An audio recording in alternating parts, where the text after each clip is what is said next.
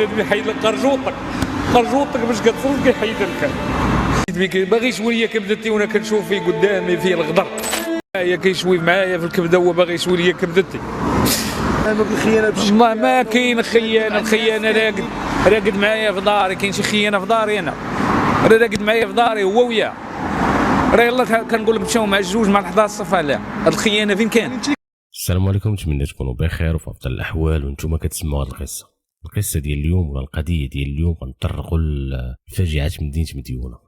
البنت اللي يلاه تزوجات يعني مؤخرا، ماشي بزاف باش تزوجات، بسبب نوع البكاره ديالها راجلها غادي يصفها لها، جريمه اللي مجانيه. المهم بقاو معنا باش تعرفوا الاحداث. بلا ما نطول عليكم بحال ديما نبعدوا على الصداع، نركزوا في القصه. القضيه ديال اليوم غادينا لنواحي مدينه الدار البيضاء، وبالضبط مدينه مديونه. غادي نمشيو عند واحد العائله اللي كتكون من 6 ديال الناس، الاب والام و4 ديال البنات. البنت الكبيره هي اللي سميتها فاطمه الزهراء. هاد العائله كانوا كيسكنوا في مدينه واحده اخرى وانتقلوا من بعد لمدينه مديونه باش يحسنوا من الوضع ديالهم. فاطمه الزهراء اللي هي بطله القصه ديالنا ما غاديش تكمل القرايه ديالها، وملي وصلت للكوليج ما كملاتش، وهنا فين غادي تحبس من القرايه. فاطمه الزهراء كاع الجيران شهدوا لها بانها واحد البنت متخلقه الله يعمرها دار، والعيب ما كيخرجش من فمها. فاش خرجت فاطمه الزهراء من القرايه قررت انها تعمر الوقت ديالها وما تبقاش جالسه في الدار، ومشات كتقلب على خدمه. بقات كتقلب حتى لقات واحد المعمل ديال الخياطه ودخلت ليه. اصلا هي كانت عزيزه على الخياطه، واخا الوالد ديالها ما كانش باغيها تخدم، وكان معارض الفكره ان بنته تخرج تخدم في المعامل. ولكن ملي شافها مصممه على الخدمه قالها الله يسخر، حيت فاطمه الزهراء كانت عزيزه على الاب ديالها وما كانش كيبغي يخسر لها. اب هو واخا ربي عاطيه غير البنات وما رزقوش الله بالولد، كان راضي بالحكم ديال الله، وكان مهلي في بناته بزاف، واي حاجه احتاجوها كيجيبها لهم. فاطمه الزهراء فاش مشات تخدم في داك المعمل ديال الخياطه غتعرف على واحد البنت اللي كان الاسم ديالها ليلى. نهار على نهار فاطمه الزهراء وليلى ولاو صحابات وبزاف، ولاو الناس دائما كيشوفوهم داخلين بجوج وخارجين بجوج، واللي ما كيعرفهمش كيقول هادو راهم خواتات. هاد ليلى هادي كانت بنت ليتيمه الابوين. العائله ديال فاطمه الزهراء فاش غيعرفوا هاد الموضوع هادشي اللي غادي يخليهم انهم يحنوا في ليلى ويشفقوا عليها. وفين ما كانت كتجي مع فاطمه الزهراء الدار كيتهلاو فيها، ما كيخليو ما كيديروا لها، المهم كيراعيو المشاعر ديالها بالنسبه انها بنت يتيمه. المهم غتبقى هاد الصداقه ديالهم حتى لواحد النهار اللي غادي تبدل فيه كلشي. ليلى غتقول فاطمه الزهراء باللي عندها واحد خوها باغي يتزوج وكيقلب على بنت الناس، وما غاديش نلقى ليه احسن منك مرا، اشنو رايك تزوجي به؟ فاطمه الزهراء بطبيعه الحال ما غاديش تقرر غير من نفسها لراسها، يعني هذا راه موضوع كبير وموضوع الزواج وضروري خصو يدخلوا فيه العائلات. قالت لها انا ما عندي ما نقول لك، خصني ضروري نقولها للاب ديالي والعائله ديالي، هما اللي كيقرروا بحال هاد الامور. هنا قالت لها حتى دابا ماشي مشكل، اشنو بان لك تشوفيه بعدا قبل وتجلسي معاه، وانت اللي غادي تقرري في الاول. الا كان يصلح ليك وتفاهمتوا مع بعضياتكم مرحبا، ديك الساعه سيري قوليها لوالديك ويكون خير. وداكشي اللي دارت فاش لاقات به وهضروا مع بعضياتهم بالها انه انسان مزيان وعجبها كشكل، والقلب ديالها ارتاح ليه، وقالت لصاحبتها صافي انا راني موافقه عليه، شوفوا الوقت اللي بغيتو وجيو مرحبا بكم. من بعد ليلى جات جاو الاخ ديالها باش يخطبوا فاطمه الزهراء من عند والديها. الوالد ديالها غير شافو من النظره الاولى ما ارتاحش ليهم وما دخلوش الخاطر ديالو. الاب ما بين والو حتى مشات ليلى وخوها، قال لبنته بان هاد السيد ما بانش ليا فيه وبان ليا ما قادرش على المسؤوليه وانا مرتاحش ليه. فاطمه الزهراء كيف ما كنقولوا بغاتو، وفاش الاب زاد سول عليه الناس اللي كيعرف قالوا له بان هاد الانسان مبلي. مشى عند البنت ديالو صارحها قال لها شوف بنتي راني سولت على هاد السيد وهاد السيد راه ما صالحش لك، وهاد السيد راه ملي سولت عليه راه قالوا لي راه مبلي تيكمل حشيش. وقال لها فاطمه الزهراء هاد السيد انا راه كيبان ليا ما غيليقلكش وراه غادي تعيشي معاه العذاب. فكري يا بنتي مزيان لهاد الشيء اللي غادي تقدمي عليه، وهذا راه زواج وراه ماشي لعب الدراري. فاطمه الزهراء غتجاوب الاب ديالها وقالت له واخا مبلي راه ماشي مشكل، واخا مبلي راه بزاف ديال الناس اللي بحالو مزوجين ومرتاحين، ان شاء الله يقدر من بعد ما تزوجوا السيد يتبدل ويقطع ديك البليه، وان شاء الله كلشي يولي مزيان. حنا ناويين الخير ونخليو كلشي على الله سبحانه وتعالى. قال لها بنتي راه الزواج يقدر يبدلو ويقدر يكفسو، واللي تربى على شي حاجه راه كتبقى فيه وكتعيش معاه حتى كيديموا الامانه امانته.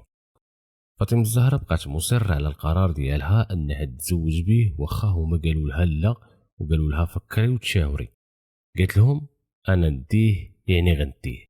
الوالد ديالها انسان كان معروف في هذيك المدينه وكلشي كيشهد ليه بالمعقول وانسان محترم، وملي شاف البنت ديالو مصرة على هذا السيد هذا ما بغاش يخسر لها الخاطر ديالها، وقال لها بنتي فاطمة الزهراء دابا راني قلت لك اللي كاين، اذا اقتنعتي به هي هذيك، ما اقتنعتيش به ديري اللي بغيتي، انا ما عليا غير نعاونك في القرار اللي خديتي. المهم خلى لها فرصه انها تفكر، وفاطمة الزهراء بقات مصرة على القرار ديالها. غادي يجي نهار ديال الخطبه، الوالد ديالها تكلف بكلشي ودار لها واحد الخطبه اللي كبيره. من بعد غادي يتفقوا على النهار ديال العرس والنهار اللي غادي يديروا فيه العقد. العريس جاب داكشي اللي قد عليه، وحتى الاب ديال فاطمة الزهراء ما تشرطش عليه اشنو يجيب ولا شحال يعطي، خلى على راحته على اساس دار الزواج ديال النيه. قال ماشي مشكل داكشي اللي ما جابوش العريس انا نديرو، وزائد كان كيقول ولدي يتيم انا نعاونو ملي بنتي باغاه، المهم غير بنتي تعيش مرتاحه. العريس في الكلام ديالو غيقول لهم ان بنتكم غادي نتهلا فيها، ما غادي يخصها معايا حتى شي خير.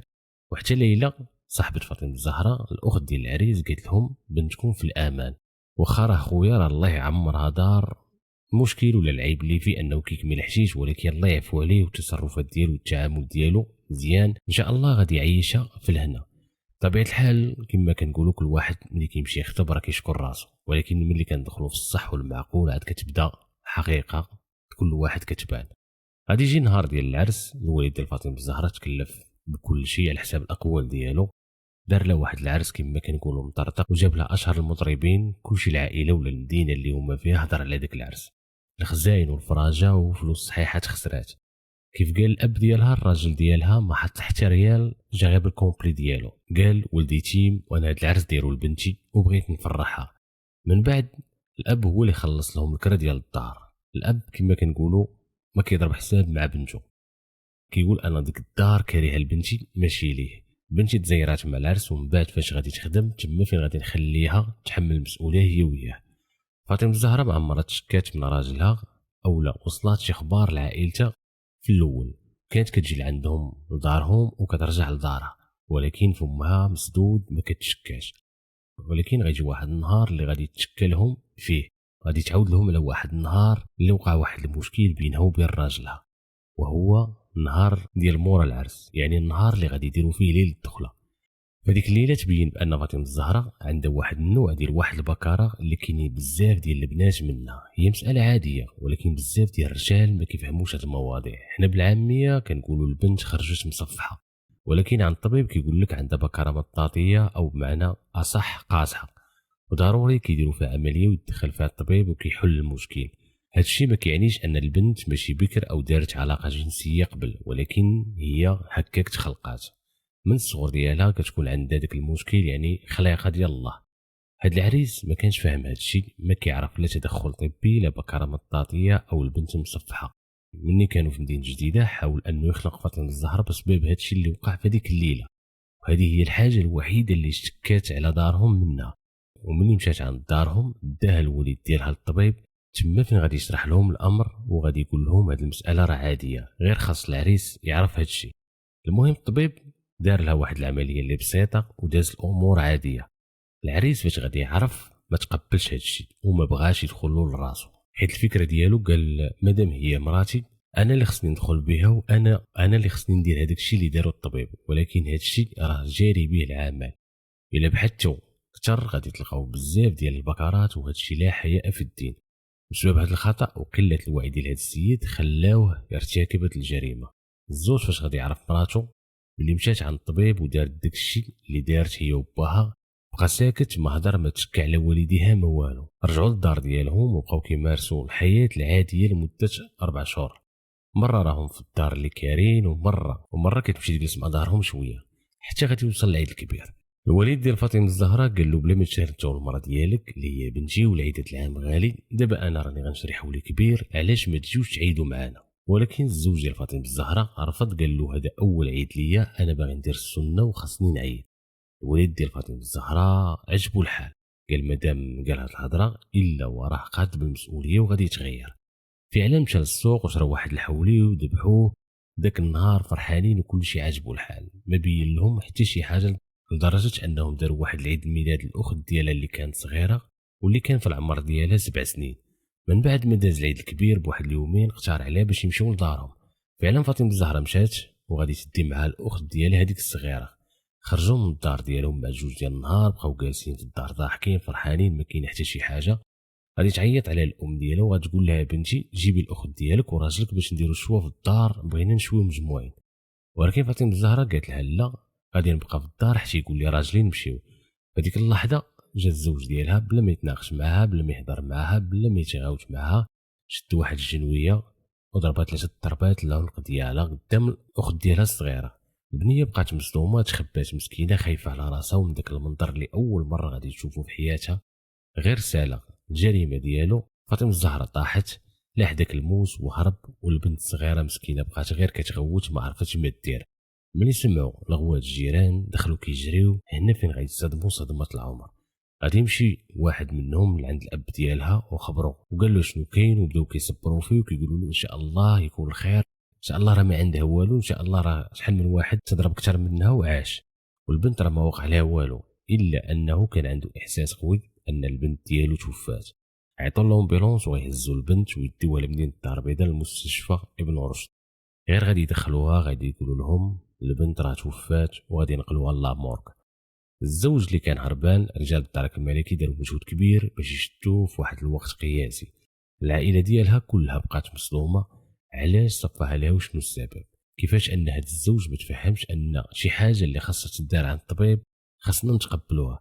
شحال من بنت كانت نفس الحاله وعاشت مع الراجل ديالها وعادي ولدات وربات، فشنو فيها الا داها الوالد ديالها عند الطبيب ودار لها العمليه. واش هادشي اللي خلى عنده شك في راسو وقال مع راسو بانها ماشي بنت، او ربما الوالد ديالها دار لها عمليه ديال البكاره، ولا الحشيش اللي كان كيتعاطى لعبلو على الراس ديالو ماشي بعيد. ولكن اللي كيحز في الخاطر هو انه ظلم هاد البنت، فكان امكانه انه يطلقها الا ما عجبوش الحال. وهاد القصه فيها تقريبا جوج ديال الضحايا، الضحيه اللي توفات فاطمه الزهراء والاخت ديالها مسكينه اللي مرضات وبقى لحد الان مصدومه وما قادرش تنسى داك المنظر. خاصها متابعه نفسيه، زيد على الوالد ديالها اللي خسر دم جوفو وعطى بنته الانسان اللي كتبغيه. وحاجه واحده اخرى، كاين بعض الناس اللي كيخطبوا لولادهم وما كيصارحوش العائلات بداكشي اللي كاين، وكيقولوا لهم باللي ولدنا راه زوين وما كاينش منه جوج حتى من بعد الزواج. عاد كيقولوا لهم راه كان مريض ولا راه كيتعاطى المخدرات ولا كيكمل الحشيش او شي مصيبه كحله، كتبان فيه شي حوايج اللي هما ما عارفينهاش. الاب في التصريحات ديالو كيقول الحمد لله اللي ما صفاهاش البنيه الصغيره اللي كانت معاهم في ديك الليله. كيقول انه كان غادي يزرفني في جوج البنيات. الحمد لله على كل حال. في التصريحات ديالو كيطلب ان العداله تاخذ البصره ديالها وتجيب له الحق ديال بنته.